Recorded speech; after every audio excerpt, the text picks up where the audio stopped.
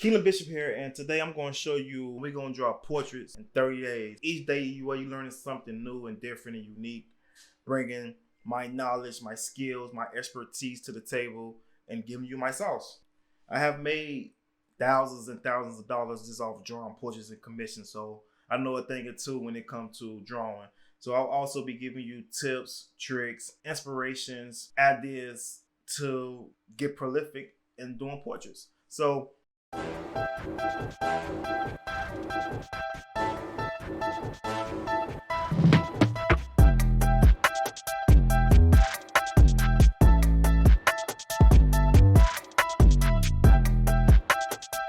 step one, rule number one, I'm gonna give y'all a couple of myths.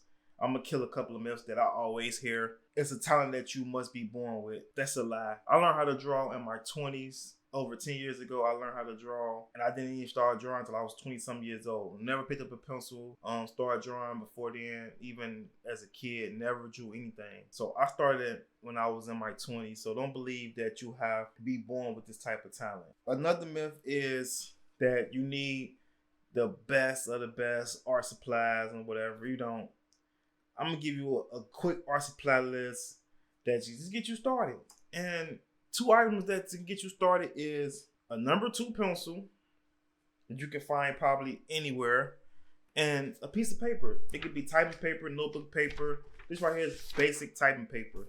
So day one, we're gonna just start with the basics. Whatever you can find laying around. It could be old letters, old mail. It can be scratch paper. It can be anything. One thing I want you guys to get used to doing is balling up the paper, throwing it away, because you're going to practice. That's one thing I learned inside all the art books that I read is practice. There is no rules to when it comes to art.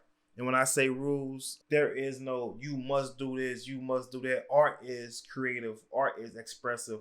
You must not overthink it when it comes to art. There is no rules. You can put an eyeball where the mouth at and the mouth where the eye is at, and you can call that art. It's art. You created it. It started from a blank sheet of paper, and you created something out of it, and it's very inspirational. Like I said, you don't need the most expensive paper.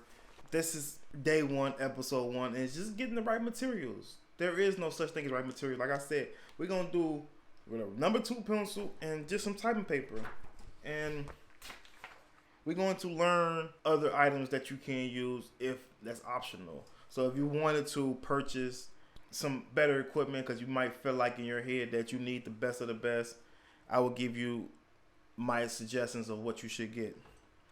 A drawing pad can be so simple. This is a pad that you can draw in and you can always save it just like that. That's pretty cool. It's better than having loose papers everywhere. And if you want to keep your art that you created, you can keep it in the drawing pad. Another drawing pad is a Bristol pad that I always use. And only thing that's so cool about this is it's smooth on one side and it's rigged on the other side. So you can also pick which sides you want to draw on, and it come out even smoother when it comes to doing the art. So one more thing I always use is also a mechanic pencil, and that's for like fine details, but you don't really need this. But if you want to do like super fine details, that's what I use a mechanical pencil. I don't go get the most expensive stuff. I got a mechanical pencil and a number 2 pencil and some typing paper do you just perfect.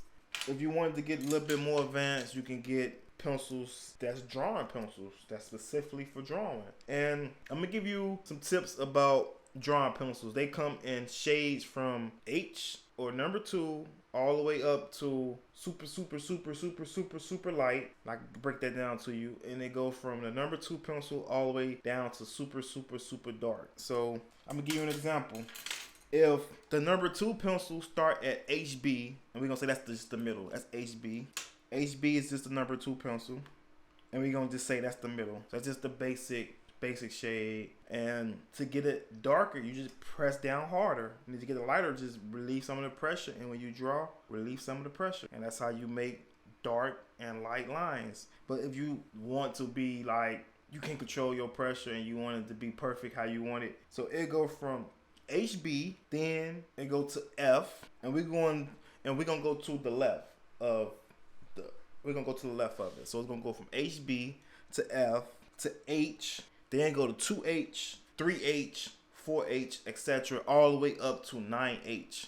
All the way to 9H. And the lighter it get, the harder the pencil get. The darker it get, the softer it get. So, like I say, just imagine from a regular number 2 pencil, which is HB, and it go 2, 3, 4, 5, 6, all the way up to 9H. That's super, super light and super, super hard. Okay, we're gonna go the other way. The other way go from HB to B, and then 2B, 3B, all the way to 9B. And go from B, 2B, 3B, all the way to 9B. And 9B is super, super dark and super, super soft. Okay, you don't need them right now. You can get them if you want, and that's just for drawing your highlights and your darks. It help you. Also, another tool that I like to use is an eraser. And let me give you guys some tips about erasers. Erasers are not for erasing the paper when you make a mistake. An eraser is for like a tool. You use it for highlights. You use it for erasing your grid. You use it for minimalistic stuff instead of what we think we use an eraser for. You might draw a whole eyeball and want to erase the whole thing. That's not really what an eraser for. I use my eraser for fine details, adding whites, picking up some of the botches on the pages, and I don't use my eraser just to go crazy with. So that's one stereotype that I see that people use erasers for. But like I said, this day 1, episode 1, we getting all of the materials together. Now you have your materials. You have your paper and your pen, your eraser, pencil sharpener, just the basic stuff. You don't need all the drawing pads and all that. You don't need that stuff. So we're going to get it started. And I'm going to give you a tip for today. The goal is to draw realistic faces within 30 days. So we're going to do a challenge for each day that's going to start you to drawing real faces and real portraits.